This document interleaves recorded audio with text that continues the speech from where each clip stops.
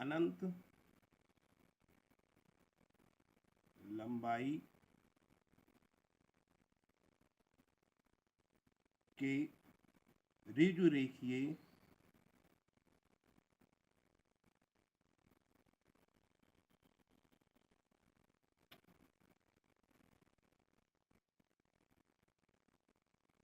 धारावाही चालक तार के कारण चुंबकीय क्षेत्र, ये एम्पियर सर्किटल लॉ का एप्लीकेशन है। मान लिया एक अनंत लंबाई का एक वैद्युतवाही सीधा तार है, इसमें I एम्पियर की धारा प्रवाहित हो रही है। इस तार से R दूरी पर एक बिंदु P है, जहां पर हमें इस चालक तार के कारण चुंबकीय क्षेत्र की तीव्रता ज्ञात करनी है। तो इस बिंदु पर हम R त्रिज्या का एक वृत्ताकार एम्पियर पथ लेते हैं, जिसका केंद्र क्या है, O है। एक एम्पियर पथ लिया जिसका केंद्र क्या है, O है। इस पथ पर एक धारावाही अवयव ले लेते हैं, सूक्ष्म अवयव dl वेक्टर।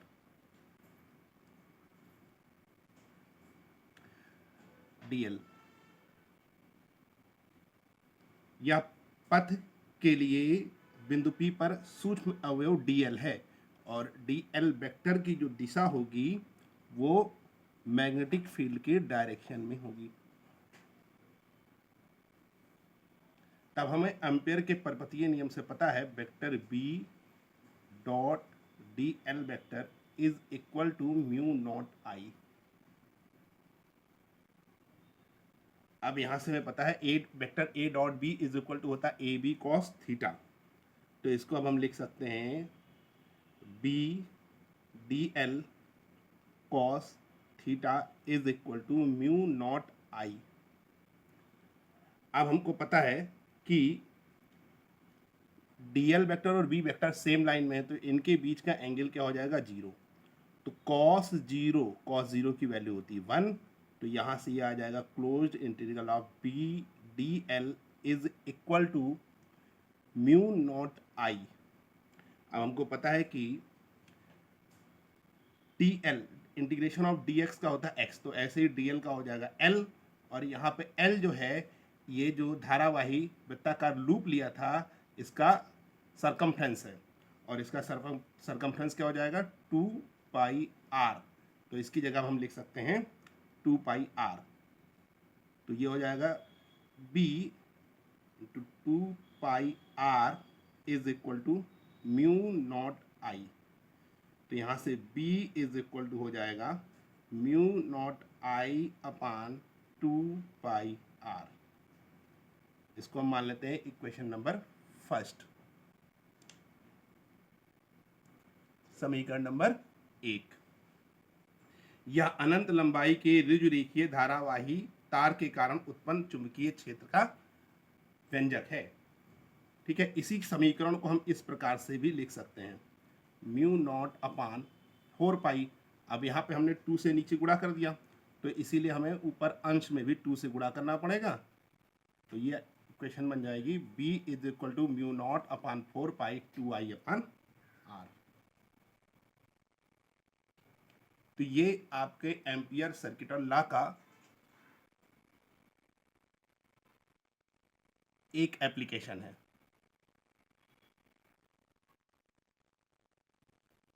नेक्स्ट टॉपिक है धारावाही परिनलिका।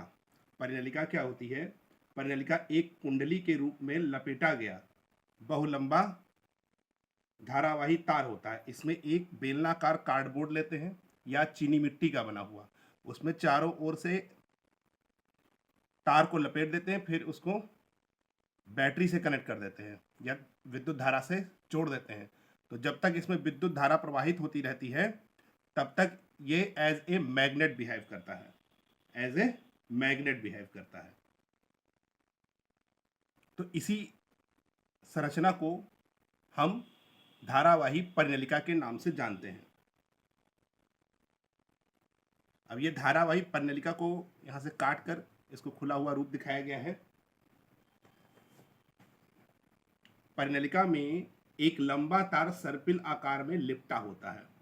लंबी परिनलिका से तात्पर्य होता है कि इसकी जो लेंथ है उसके कंपैरिजन में इसकी त्रिज्या क्या हो, बहुत ही छोटी हो जाए, या कह सकते हो इसकी त्रिज्या की तुलना में इसकी लंबाई क्या हो जाए, बहुत अधिक हो जाए। इसमें प्रत्येक फेरा अपने निकट के फेरे के पास तार के पास काफी सटा हुआ लिपटा रहता है। इन फेरों को वृत्ताकार लूप माना जा सकता है।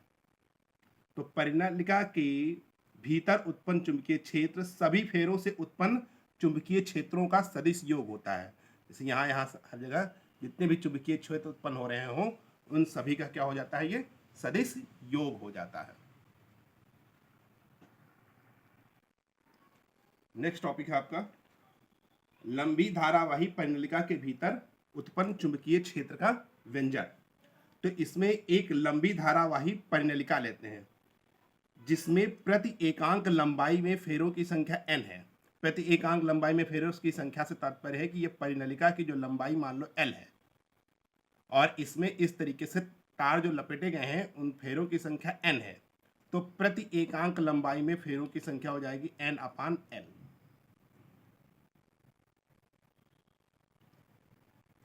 मान लिया इसके एक चक्र में प्रवाहित धारा, मतलब एक फेरे में प्रवाहित धारा क्या है, I है। तो इसके लिए हमने एक मान लिया यहाँ पे एक L लंबाई का और B चौड़ाई का एक आयताकार लूप ले लिया जिसको हम PQRS, जिसको हम कह रहे हैं ये एक एम्पियर परिपथ है, एम्पियर पथ। अब इस परिनलिका में बिंदु P पर मान लो चुंबकीय क्षेत्र का डायरेक्शन इधर की ओर है और यहाँ पे चुंबकीय क्षेत्र की तीव्रता क्या है, B है। तो यहाँ पर इस बंद मार्ग PQRS पे जो चुंबकीय क्षेत्र होगा वो होगा वेक्टर B.dl वेक्टर। मान लिया इसके भीतर चुंबकीय क्षेत्र B है, तो ये जो बंद पथ बन रहा है PQRS, इसका हम क्या करेंगे, रेखीय समाकलन करेंगे। तो यहां से हम देखते हैं ये हो जाएगा PQRS वेक्टर B.dl वेक्टर। अब यहां से आ जाएगा, हम लेंगे यहां से P से Q की ओर vector B.dl vector plus Q से R की ओर vector B.dl vector plus R से S की vector B.dl vector plus S से P की ओर वेक्टर B.dl। अब हम यहाँ पे देखते हैं कि जो P से Q की ओर है ये मैग्नेटिक फील्ड के डायरेक्शन में है, ये इसके समांतर है, और ये यहाँ पर dl वेक्टर मैग्नेटिक फील्ड के लंबवत है और इस डायरेक्शन पे भी यहाँ पर क्या है, dl वेक्टर मैग्नेटिक फील्ड के लंबवत है। और S से R जो है ये पॉइंट परिनलिका के बाहर पड़ रहा है और परिनलिका के बाहर चुंबकीय क्षेत्र B का मान जो होता है वो 0 होता है। तो इस प्रकार हम देखते हैं कि जो मैग्नेटिक फील्ड होगी PQ, ये हो जाएगा वेक्टर B.dl वेक्टर प्लस, अब ये यहाँ पे P से जब हम Q की ओर जा रहे हैं, Q से R की ओर जा रहे हैं, तो यहाँ पे ये एंगल 90 डिग्री बन रहा है, तो ये होता है B.dl cos 90, cos 90 की वैल्यू 0, तो ये टर्म 0 हो जाएगा। ठीक इसी प्रकार ये भी टर्म 0 हो जाएगा और ये टर्म मैग्नेटिक फील्ड के बाहर पड़ रहा है तो ये भी 0 हो जाएगा। तो यहाँ पर जो बचेगा वो बचेगा P से Q तक रेखीय समाकलन PQ वेक्टर B.dl वेक्टर। जब इसको हम सिंप्लीफाई करेंगे तो ये हो जाएगा PQ, ये हो जाएगा B.dl cos 0, तो यहाँ से ये आ जाएगा B क्लोज इंटीग्रल dl और ये हो जाएगा आपका BL। तो यहाँ से हमको मिल रहा है vector B.dl vector is equal to BL, equation number 2। इसको हम फर्स्ट मान ले रहे हैं।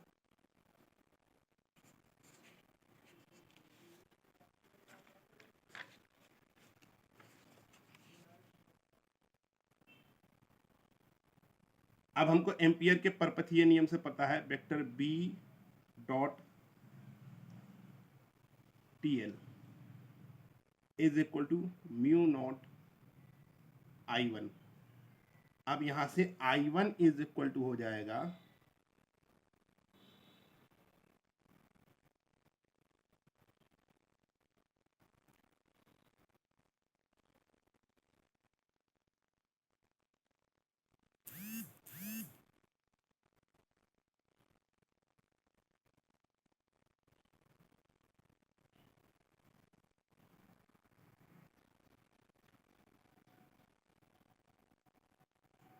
I1 इज इक्वल टू हो जाएगा NLI। अब ये कैसे आ रहा है, N जो है ये प्रति एकांक लंबाई में फेरों की संख्या है, तो L लंबाई में फेरों की संख्या क्या हो जाएगी NL। हमने क्या बताया था, एक राउंड में प्रवाहित धारा क्या है I है, तो NL लंबाई में प्रवाहित धारा क्या हो जाएगी I हो जाएगी, NL इंटू I। तो यही I1 की वैल्यू हो जाएगी। और तो यहाँ पे हम क्या लिख सकते हैं, म्यू नॉट एन आई।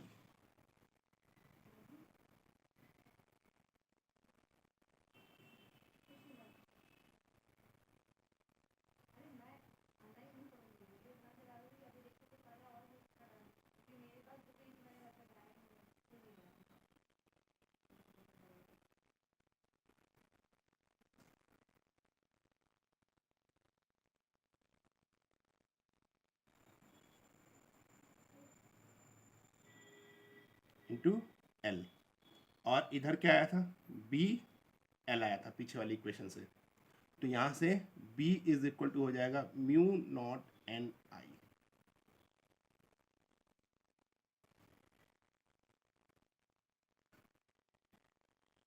तो यही आ रहा है धारावाही परिनलिका के भीतर चुंबकीय क्षेत्र का फार्मूला क्या होगा, b is equal to mu naught N I. n is equal to होता है n बाई एल।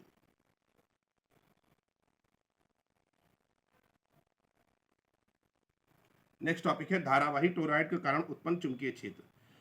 तो इसमें क्या होता है, यदि परिनलिका को मोड़कर वृत्ताकार रूप दे दिया जाए, यानी उसके दोनों सिरों को क्या कर दिया जाए, जोड़ दिया जाए, तो ऐसी संरचना को हम कहते हैं टोरॉइड। किसी खोखले कुचालक छल्ले पर इनेमल तारों को अत्यंत पास में लपेटकर टोरॉइड बनाया जाता है। इस सिरे विहीन परिनलिका को ही टोरॉइड कहते हैं, या टोरॉइड को ही हम सिरा विहीन परिनलिका भी कहते हैं।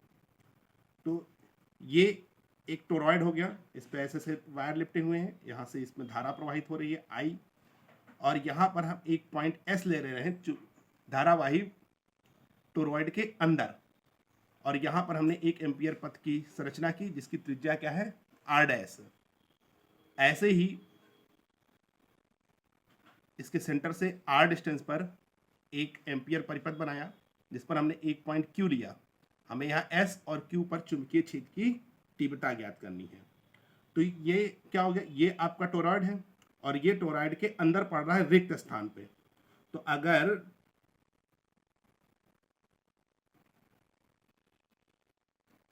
तो टोरॉइड के अंदर क्या पड़ रहा है, ये रिक्त स्थान पड़ रहा है, तो यहां पर क्या हो जाएगा, यहां पर इस जगह पे कोई धारा तो प्रवाहित हो नहीं रही है, तो I इज इक्वल टू हो जाएगा 0। अब आपको मालूम है vector B dot D L vector is equal to होता है म्यू नॉट I। तो यहाँ पे I की वैल्यू अगर 0 हो जाएगी तो यहाँ से B की वैल्यू भी क्या हो गई, 0 हो गई। यानी टोरॉइड के भीतर चुंबकीय क्षेत्र का मान क्या होता है, 0 होता है। अब ठीक इसी प्रकार अब हम क्या ले लेंगे, टोरॉइड के बाहर। तो जब टोरॉइड के बाहर हमें ज्ञात करनी हो तो मान लिया बिंदु P पर, तो इसकी त्रिज्या क्या है R है।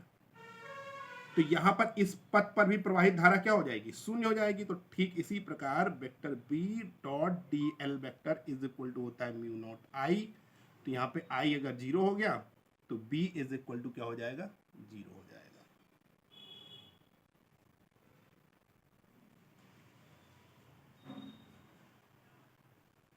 तो हमको क्या पता चल गया, टोरॉइड के भीतर या किसी बाहर बिंदु पर चुंबकीय क्षेत्र की तीव्रता का मान क्या होता है, 0 होता है।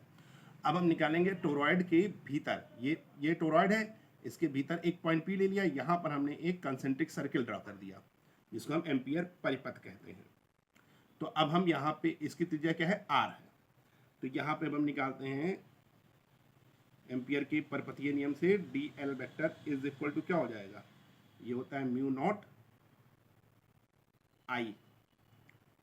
अब यहाँ पे इसको इंटीग्रेट करोगे तो इसको बी डी एल, और ये सेम लाइन में पड़ेगा, तो ये हो जाएगा B D L cos zero की वैल्यू 1, तो ये हो जाएगा B D L integration of D L is equal to mu naught I, तो ये हो जाएगा बी और ये हो जाएगा 2 पाई आर, इसको I1 मान लेते हैं। तो एक फेरे में धारा I प्रवाहित हो रही है, तो n फेरों में NI, तो ये हो जाएगा म्यू नॉट एन आई, कैपिटल NI, फेरों की संख्या इसमें मान लिया n है। तो यहां से ये मैग्नेटिक फील्ड ये आ जाएगा B is equal to mu naught N I upon 2 pi R. 2 pi R क्या होती है, टोरॉइड की लेंथ होती है, तो इसको हम ऐसे भी लिख सकते हैं mu naught N I upon L, तो ये हो जाएगा म्यू नॉट एन आई, जहाँ पे एन क्या है, स्मॉल एन, प्रति एकांक लंबाई में फेरों की संख्या। इस पर हम एम्पियर का सर्किट लॉ अप्लाई करेंगे, तो vector B dot D L vector is equal to हो जाएगा म्यू नॉट I1। I1 हो गई टोरॉइड में प्रवाहित धारा, तो यहाँ से B D L cos zero की वैल्यू होती है 1, तो ये हो जाएगा बी डी एल, इंटीग्रेट करेंगे तो ये हो जाएगा 2 पाई आर, ये हो जाएगा म्यू नॉट एन आई, एक फेरे में धारा प्रवाहित हो रही आई, तो एन फेरों में एन आई, और यहाँ से इसको डिवाइड कर दोगे mu naught N I upon 2 pi R, तो ये हो जाएगा mu naught N I upon L, तो ये बी इज इक्वल टू आ गया आपका म्यू नॉट एन आई। ये आ गई आपकी टोरॉइड में प्रवाहित चुंबकीय क्षेत्र, टोरॉइड के कारण उत्पन्न चुंबकीय क्षेत्र। थोड़ी देर बहुत तेज बारिश होने वाली है। Vector B dot D L vector is equal to होता है म्यू नॉट I1, तो बी डी एल ये हो जाएगा म्यू नॉट I1, तो ये हो जाएगा बी, ये हो जाएगा 2 पाई आर, ये हो जाएगा म्यू नॉट एन आई, तो बी इज इक्वल टू हो जाएगा mu naught N I upon 2 pi R, तो B is equal to mu naught N I upon L, तो ये जाएगा B is equal to mu naught N I.